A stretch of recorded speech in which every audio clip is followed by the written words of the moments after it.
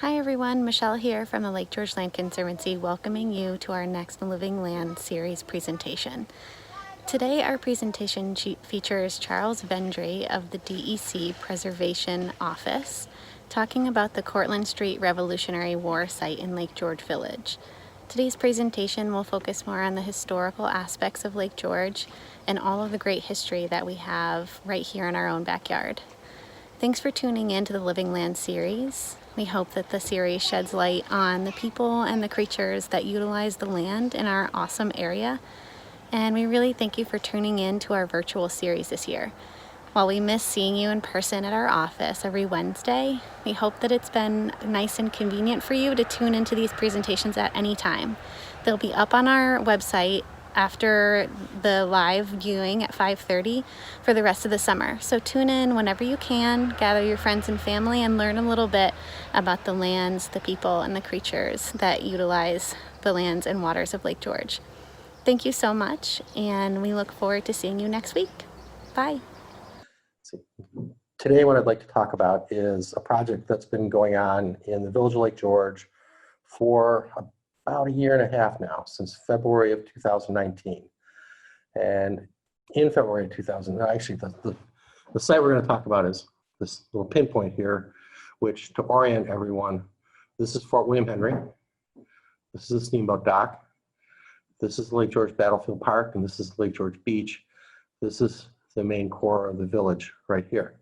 So you can have a sense of where this is. It's basically on the corner of Mohican Street and Cortland Street near Sacred Heart Church. And this is what the site looked like, well, before the development project started. In fact, these buildings in the back here actually occupy a part of the lot. And these were constructed, I believe, in 2017. And you can see they were just finished because there is a pile of excavated earth right there. And an aerial view. Again, the site in question is this right here. And during the winter of 2018 to 2019, the property owner decided to redevelop the site and essentially put condos or apartments on the property. Would have been 2 buildings with 3 units in each building. And this is the foundation, or the basement of one of those buildings being excavated. Now, I want to draw people's attention to several things. First is these rectangular stains that are in the back wall here. Those we will later recognize as parts of graves. Basically the foot end of a number of graves that were cut through in the excavation. And these, of course, are some of the remains that were pulled out of that basement. Skull, so this is a femur. Well, I'm not sure what that is right there. And let's look more closely at that. But nonetheless, human remains were discovered on this site. And Dr. David Starbuck, who many people are familiar with, was asked to take a look at the site. He did that with a crew of volunteers. And they were collecting remains when they noticed the grave shafts in the back of the site and realized that there was a lot more there than just a couple of burials.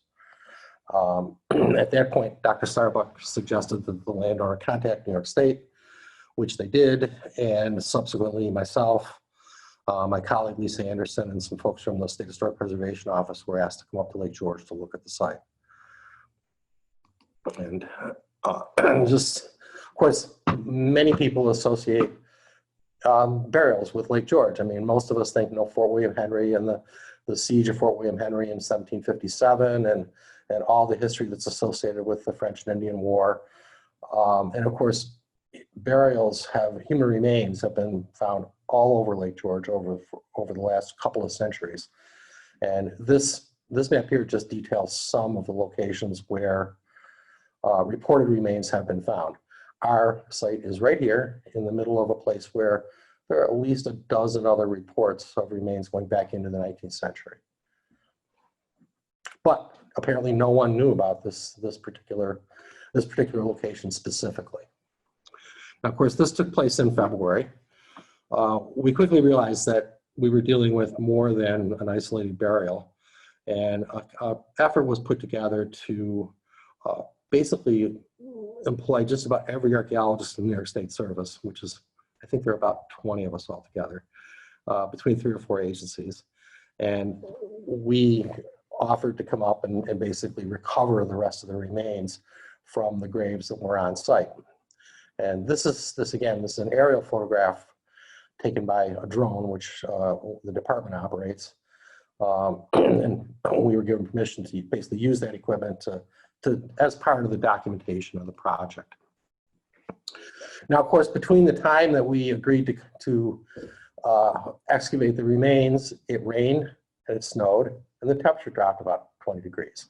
So perfect conditions for doing archaeology in February. It's supposed to be a summer sport, but very often it doesn't turn out that way. In any case, we arrived on site February 13th with a plan for what to do. And each across the back of the site, we could see partial graves exposed with bone basically at the base of each of the graves. I'm not showing any human remains because we consider it to be disrespectful to do that, but they're there. And it looks like this is chaos, but this is really a very sophisticated and well-organized effort. The lady running the show right here is Lisa Anderson, who is my colleague from the New York State Museum. Lisa's a bioarchaeologist who's done a lot of this over the years. So she was conducting the orchestra for the couple of days. And a little bit of kind of figuring out what to do as we went along. Again, meeting on site, trying to decide what happened. Partially part of the excavated soil, which is piled up along Cortland Street, we realized that contained a lot of remains as well. But we were delayed, of course, by winter in recovering that because the soil froze, and we didn't want to be trying to basically break bone out of frozen soil. It just doesn't work. You destroy it in the process. So we waited until spring and assembled an effort largely composed of volunteers, primarily avocational archaeologists. Lisa and I decided that we would do this together and team up. And whenever we could, we would use staff from either our own agencies or the volunteers when we could. Started out with weekends, basically working Saturdays. And this is, again, a typical Saturday on Cortland Street for most of 2019. About a dozen people on site. We're sifting soil coming out of this pile. Now the building is up. This is where that excavation was right here. The remains have been recovered from the graves, and I think there's probably going to be some more pictures of that as we go along. But this is what we spent most of the year doing is sifting this pile here, which is something like 80 dump truck loads of soil. So it's a lot of soil. And we got a lot of help, a lot of volunteers, a lot of students, SUNY Albany, SUNY Cobleskill, SUNY Plattsburgh, SUNY Potsdam, SUNY Oneonta, and SUNY Adirondack, and Union College. So a lot of students coming up to help, a lot of colleagues who are faculty, drawing on their students to come up and give us a hand. One of the things that happened fairly early, this jumps around in time a little bit. This photograph actually was taken on February 11th, which is a couple of days before we actually did the excavation. As we were in the basement excavation, looking at the remains that were projecting out of the walls, we looked pretty closely for things like artifacts that might tell us something about who these people were. Because the presumption, of course, when you find remains in Lake George is that they're French and Indian War. Well, they're not. These aren't.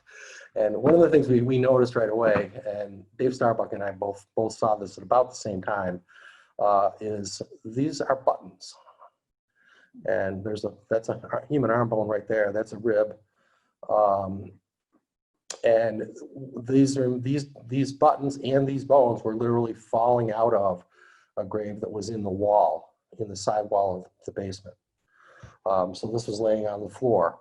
We took a look at them and quickly realized that we were not dealing with French and Indian War remains because these buttons are marked. If you look at them closely, you'll see 1BP, 1BP. Immediately, that immediately told us that these were probably Revolutionary War burials, because marked buttons come into use generally in the military in Europe about 1768, which is after the French and Indian War and before the American Revolution. The British started doing it, the French started doing it, and of course the Americans, when they began to build their own army, did the same thing. Mark the buttons with the identification of a regiment. At that point, we didn't know what these meant. Actually, we recovered the buttons, and David went off to New Hampshire to teach the next day, and I went home, and we both had pictures of these things. We were on the phone. Between phone conversations and Google searches, we came up with buttons of the 1st Pennsylvania Battalion, which this is an image bank. Actually, this is a reproduction. Wait, no, sorry. Let me get this right. This is an image bank of a reproduction button. This is a button recovered from the Philadelphia. The Philadelphia being one of the Benedict Arnold, the Valcourt Bay gunboats that fought the British in 1776. So, and the button is of the 1st Pennsylvania Battalion, which is a Revolutionary War unit. And I don't think we could have found a unit that told us more about what we had than this one. And a little bit of this story is going to go off into more history than archaeology for a little bit. Early in the American Revolution, one of the first things that the Continental Congress did was they made the decision to invade Quebec. The thought being that the French Canadians would willingly join the Americans in fighting the British, because it had only been 10 years or so since basically the British had conquered Canada. And the Americans figured the Canadians would essentially be resentful and want payback from the British. Well, it didn't work out that way. In any case, they invaded. They invaded anyways. Started late in 1775. Actually moved out. I think it was in September, late August, 1775. And two forces were put together. Force in New York that went up to Ticonderoga and set out for Canada on Lake Champlain. And then it was decided to draw troops from the army that was around Boston, that was at that time besieging the army that was coming together. There was no United States Army yet. There was no United States yet. These were English colonists. What they saw as defending their rights as Englishmen, or looking to keep their rights as Englishmen. So in any case,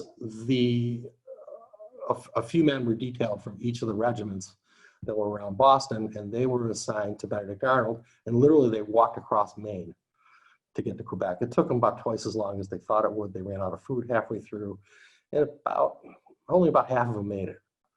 The ones that didn't turn back didn't come back at all. But in any case, they did make it into Quebec by September, October. This is a campaign that is unlike a lot of other things in the Revolution, is not very well documented.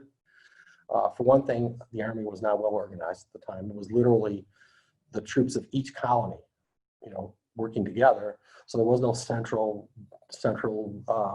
administration that kept records or troop returns or even supply records or any of the sorts of things that are associated with a military establishment, which anybody who knows anything about the military is there's always paperwork. And somebody always writes a memo. This didn't happen for this campaign, and historians have been challenged over the years to not only understand how the campaign went completely, because we have journals and letters, but we don't really have any official records, but even to figure out how many troops were involved. The best estimate I've seen is that a total of about 10,000 were involved, and only about 5,000 came back. The other 5,000 that were lost they weren't all casualties. There was quite a bit of, I think, a lot of what happened as the campaign went awry in Canada. Some men just simply decided to go home. And the Congress did not support the army very well. You're invading Canada when winter's coming. That's a smart thing to do. They're poorly armed, they're poorly equipped. They don't have very many cannons. They're going to lay siege to Montreal. And Montreal, which is a fortified city, Quebec, which is a more fortified city. They have very few cannon, have very little ammunition, but they're going to do it anyways. In any case, they were actually quite successful. I mean, this to give you some idea of the distances involved. This is Lake George right here, Fort George, and this is Quebec, and this is Montreal. It's quite a distance. And of course, if you want to go over here somewhere, is Boston. So the poor guys that are walking this way have really got the work to do. But they don't do so badly right off the bat. I mean, they capture Saint Jean, Chambly, Montreal, which are all, again, fortified places. The British are completely taken by surprise. They only have about 1,200 troops in all of Canada at the time. And so they're really not going to be able to defend much of anything. And in fact, they actually just simply fall back into Quebec and close the gates. That's what they do. They actually were quite successful right in the beginning. They captured a number of communities along the Richelieu River and on the St. Lawrence, and actually were able to capture Montreal. They laid siege to Quebec in November and December, and basically plugged their way through winter, kind of hanging on by their fingernails. At the end of 1775, Montgomery realizes that he's got a lot of men whose enlistments are expiring on January 1st, and they're going to go home because they have very little food. They haven't seen a bar of soap in 6 months. They want to get back to their families. So he knows he's going to lose a lot of men. So he decides that he's going to make one last effort to take Quebec City. And that's on December 31st, 1775, the day before these guys' enlistments expire. That assault is a complete failure. About 300 men were killed. Montgomery was killed. Benedict Arnold was wounded gravely. He basically almost lost his leg. He almost lost his leg in this engagement, and literally commanded the army for the next 6 months from flat on his back, while trying to prevent the surgeons from taking his leg off, which is what they really wanted to do, because it was that bad. In any case, this all keeps going, and they still persist at the siege until in the spring of 1776, when about 10,000 British reinforcements show up. A fleet shows up in the St. Lawrence River. Arnold realizes that he is not going to be able to take these troops on. They're fresh, they're well armed, they have a lot of cannon, and they're supported by a pretty good small Royal Navy fleet. So he decides that it's time to go home. And before we move on with that, this is a painting of the assault on Quebec. These guys are the British in their winter coats, and these are the Americans kind of being pushed back. And our fellow with the buttons. Some of the troops that were involved in that assault were these Pennsylvania troops, who were not in the campaign from the beginning. They were reinforcements that were sent into the region late in 1775 and early 1776. And this here is a drawing by a fellow by the name of Don Triani, who was an artist, historical artist. This is what the 1st Pennsylvania Battalion soldiers looked like. The brown coat faced green with the regimental buttons up and down the lapels, and similar buttons on the cuffs. Actually, he's carrying a correct musket, that's a Brown Bess musket. The one thing I quibble about in this picture is the overalls. They tend to be a later war thing. He'd either be wearing breeches or trousers at this point, but that's okay. And we know this because we have things like deserter descriptions, and there's a couple here which describe, again, two fellows who deserted from the 1st Pennsylvania Battalion. Brown uniform coat faced with green. Later with the latter with one PB buttons, his other clothes unknown. These Pennsylvania folks, the 1st Pennsylvania Battalion was part of 8 regiments of troops that were raised in Pennsylvania in late 1775. And all 8 of those battalions were ordered north to reinforce Quebec in December and January of 1775. So this is who they were. Again, so they're raised, they were actually in training around Philadelphia by November. They were not fully equipped and militarily, not fully uniformed. In many cases, soldiers might have the correct regimental coat and be wearing their own small clothes, their own breeches, their own waistcoats and all that, with not things supplied by the Army. Although the Pennsylvania troops are actually considered to be some of the best equipped that were sent north. And they were actually sent out as they were equipped. As the regiment was completed out, it was sent north. And believe it or not, they were ordered north in January. Some of them actually made it to Canada by March. It's not too bad for the middle of winter.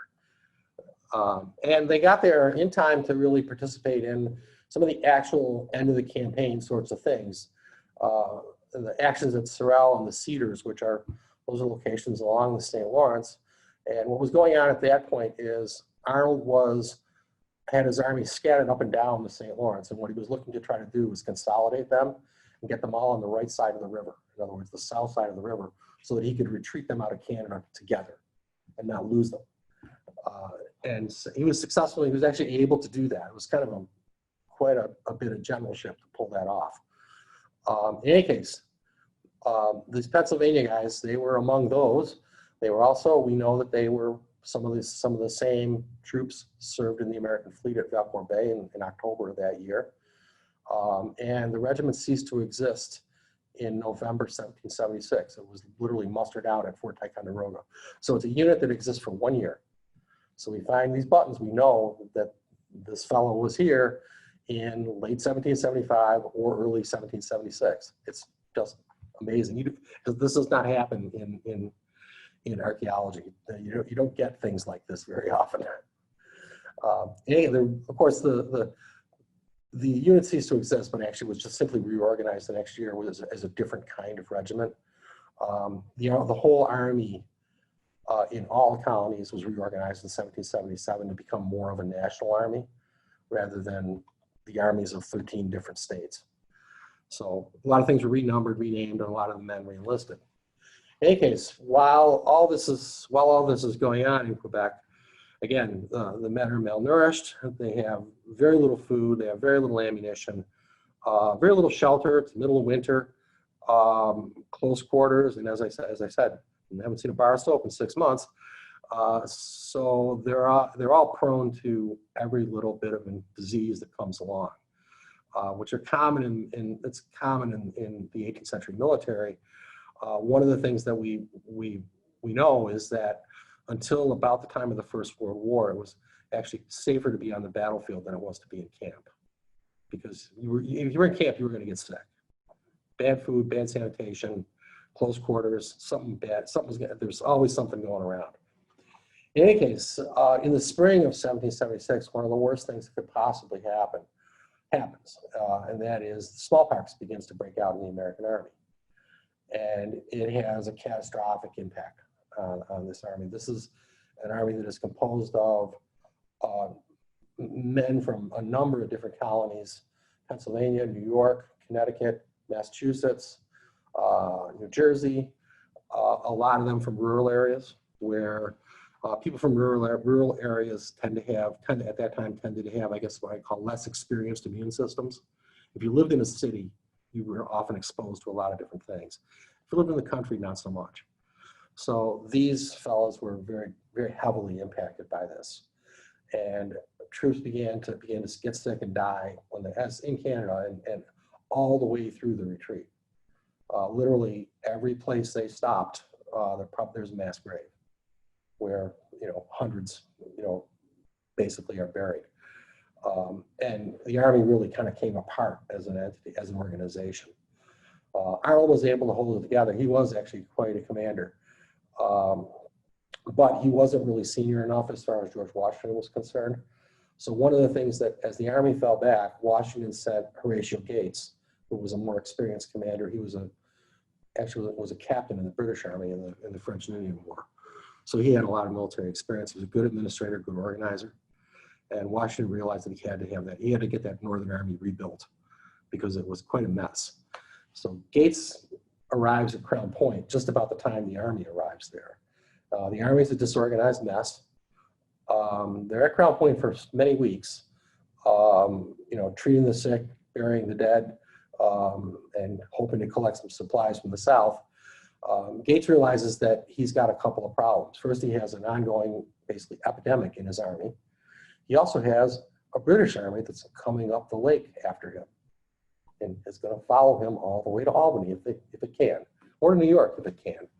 So he needs to do two things. He needs to figure out how to defend the northern frontier, and also how to keep his army from dying of this epidemic. So he makes a couple of critical decisions. One of them is that he decides that he is going to separate the sick men from the well men. So what he does is he orders a hospital to be constructed at Fort George, which Fort George was kind of a sideshow during the Revolution, because there was only a small American garrison there, I think about 300 men. They were just kind of covering the road, I guess you would say. And no really big action was there, but Gates, it was an established location with at least a few buildings. And so Gates felt that he could send the sick men there, and then he would send the healthy guys to Ticonderoga. The other advantage was that people could reach Ticonderoga or Lake George without passing through one or the other. In other words, you could go to Ticonderoga without having to go to the place where the sick people were. You go right by it. And that was helpful in terms of being able to break the cycle of disease. Of course, at this time, the germ theory of disease did not exist, but they knew it was something. There was something that caused this, and it was something in the environment. Whether it was bad air or bad water, they really weren't sure. But they did, again, really a very modern sort of thing, which is to separate the sick folks from the well folks. And so the hospital gets established in July. July 3rd, I believe, is when Gates wrote the order. And the first patients are sent south just about July 10th. There isn't a real hospital there. It's called a hospital, but there isn't really a hospital there. There's no big building or anything like that. Basically, the hospital consists of tents and shelters and anything that they can put a roof over someone's head, all around the southern area of Lake George. There is a building that appears to be built a little bit later. There is one of the Hessian generals in the Burgoyne campaign in 1777 notes a fairly large two-story building on what was the site of Fort William Henry. And he identifies that as a hospital. So that may well have been built late in 1776 by the Americans. In any case, the hospital fills up pretty quickly. By the end of July, there are 1,500 people in the hospital. And there's smallpox at the time. Of course, there really wasn't very much you could do for people in terms of, there was no way to treat smallpox. So all you could really do is kind of, I guess, provide what we call supportive care. Keep people warm, keep them hydrated, and they're either going to live or they're going to die, based on their own constitution. In any case, that's exactly what happens. And of course, this is an army that is ill-supplied in the first place. And the hospital has literally 1,500 patients, but 4 doctors. And very few nurses. Some of the women associated with a few of the regiments were ordered south to help with nursing the army. They also would typically recruit people who had already had smallpox and use them as nurses, because you were immune, both men and women. In any case, there are a lot of sick people at Lake George and a lot of people dying. There's a journal that is this gentleman, Beebe. Beebe was, he was the surgeon for, I believe, the 4th Pennsylvania Battalion, another one of the Pennsylvania regiments. He passes through Lake George several times during the summer. And one point in the middle of August, he talks about the conditions there of people, with no roofs over their heads, inadequate blankets, sick people out in the rain. It's just awful, awful conditions. He talks about visiting what he calls the burying ground, which is hence the name of the presentation, the burying ground, the Cortland Street Burying Ground. he reports that he counts 300 new graves, and that's in 6 weeks. So they're burying 50 people a week. And I think by the end of the summer, our best guesstimate is they probably put between 1,200 and 1,500 people in the ground. Is that bad in terms of the epidemic? But things do slowly begin to get better. The hospital is actually closed by the end of 1776 after a general hospital was established at Albany, which becomes one of the main hospitals during the Revolution. Now, our efforts at the site, I actually should before I go on with that, of course, other things happen. The rest of the campaign goes on at Ticonderoga. Gates has the army there. The British do make an effort a furtive effort to kind of feel Ticonderoga out. There's a little bit of exchange of cannon fire between some of the British gunboats and the Americans in the fort. And of course, there is the Battle of Valcourt Bay, which takes place in October 1776. And that, even though it's technically a defeat for the Americans because they lost everything, they lost basically all their vessels and barely recovered the crews of the surviving vessels. The British, it was sufficient to put a hitch in the step for the British. They decided that maybe not this year. So they retreated north to Montreal and Quebec for winter, leaving things for 1777 in the Burgoyne campaign. Now, of course, that battle is critical in terms of if the British had successfully invaded New York in 1776, the war would have been over because there literally was nothing to really resist them. There was no real organized army. The New York militia a lot of them were at Quebec, or at Cambridge and in Boston. They simply would have rolled all the way to New York City, and that would have been it. But fortunately, the Arnold's fleet was able to delay them enough to let them, to cause the British to wait till 1777, when even returning with a bigger force under Burgoyne, they were not able to overcome the American resistance, which was able to pull together in the year in between. In any case, in the spring of 2019, we really began to work on recovery of the human remains that are associated with this cemetery in earnest. A little bit of effort in the winter, as you can see, a little snow cover. That's fairly early in the winter before things began to freeze. And this actually, the photograph on the left is really late in the winter, actually early in the spring, as things are beginning to thaw. The snow's all gone. The soil pile is still a little bit icy underneath that tarp. And if people are wondering about the flag, that flag is called the Grand Union flag, which is, as far as I can tell, this is what the people who are buried in this cemetery would have recognized as a national flag, because it was the thing that was in use at the time. This flag reportedly flew from several of the vessels that were in Arnold's fleet in October. And also remember that at this point, we consider these to be United States Army soldiers, the concept of being the United States really didn't exist yet in 1775. That really comes along kind of July 1776. These folks were, again, fighting for their rights as Englishmen, is the way as they saw it. And this is quite an effort to get through this. And we actually were shut down for some months as a result of the pandemic because of working with a lot of volunteers. And this can be close work in terms of, we're filling buckets with soil. People get winded, moving soil around. So we thought it best to shut ourselves down until we could get things together. So now we're out there working with mass and small crews and kind of separated from one another, and we're still at it. So far, we have recovered the remains of about 35 individuals.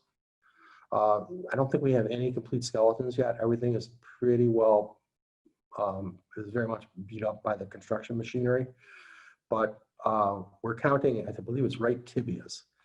And we have 30, I think between 30 and 35 right tibias. That means we have between 30 and 35 people. We haven't really recovered very many actual artifacts other than the buttons. We have 7, possibly 8 buttons that were the 1st Pennsylvania Battalion buttons from this one individual's coat, which is interesting. There has to be a story there, because if these are people who were in the hospital, they were not in their uniforms. When a person was admitted to a hospital, their uniform would have been taken from them and either burned or laundered, depending on its condition. This fellow, will wind up being buried in his uniform, and we don't know whether did he perhaps die in the boat coming down from Ticonderoga or what. But because most people would have in the hospital would simply have been wearing their shirts, which in the 18th century, a man's shirt went down to his knees, and it was your underwear, it was your nightshirt, it was everything. It's the same thing as a woman's chemise, which went down a little further, but was basically the same thing. Actually cut very much the same way. But in any case, 30 to 35 individuals. One of the things that's been a real, not a shock, but a little bit of a new thing that we're learning is how young these people were. We really haven't had, over the years, there really have not been very many Revolutionary War graves that have been excavated. It's not something you do, except it seems that in situations where construction finds, there actually were several last summer in, I believe, Connecticut, in a similar situation. But in any case, this cemetery is more than half of them are under age 20. So it's a very young army, which is not surprising. Most of them were. And actually we have at least one individual who may be as young as 12. That's also not surprising, because in the 18th century, women and children went along with the army. If you were a young family and didn't have much, that's what you would do. And women actually found employment with the army. They were given rations like the soldiers. They were, paid for work, either as nurses or laundresses or cooks or anything like that. So it was, while there weren't usually a lot of women and children with an army, there would have been some. And I have every expectation that this is not all going to be males in this cemetery. It's going to be a little of everything, because if the soldiers are sick, everyone is sick. The other thing is we expect is this army was a fairly diverse army. There appear to have been quite a number of African Americans in the New York troops and with the Massachusetts troops, and quite a number of actually Native Americans with the Massachusetts troops. So this may change what we see, the way we look at, the Revolutionary War Army, if we're able to learn, a little bit more about these guys. In terms of what the future for this is, once we're finished with recovery, we expect to conduct a ground penetrating radar survey of the rest of the site, because we have every reason to believe that there are many more graves out there. And then we're going to have to figure out how to let the gentleman who's building that house finish building it, while hopefully leaving the graves alone that are left. This effort, of course, really is a team effort by a lot of different people. Lisa Anderson and I we've been doing this project together. Basically, every big decision we make together, and that's been really rewarding, and I think has led to a better result all the way around. Of course, David Starbuck was very helpful in getting us going on this, and I had a lot of help from my colleagues at DEC. David and Christy are archaeological colleagues, and the gentleman on the bottom, Gary and Andy, Gary is our drone pilot, and Andy is a photographer with our public affairs unit, and he did a lot of photo documentation of the burial project in process. And thank you.